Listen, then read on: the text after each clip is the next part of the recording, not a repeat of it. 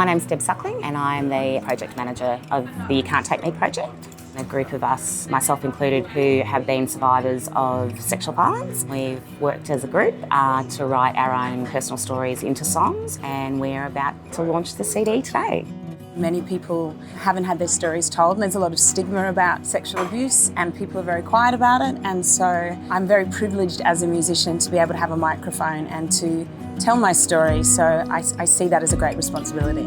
It wasn't an easy process, but it was an incredibly important one. The first day we all got together with Jan, our social worker, we all sat in the room and we all just went, how about we all go home now?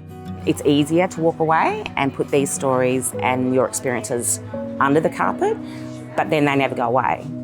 It really destroys people's lives. It creates such a level of trauma that isn't just for the person involved, but for everyone around them as well. There's something inside you that remains really strong, and I think focusing on that really strong part of yourself instead of all the negatives around it can really help with that healing process. I think I'm more proud of the team and the crew for standing up and going, hey, we're gonna do this with you and together we are gonna make change. However you identify, it can happen to anyone, and there's support for you and you're worth it and you deserve it.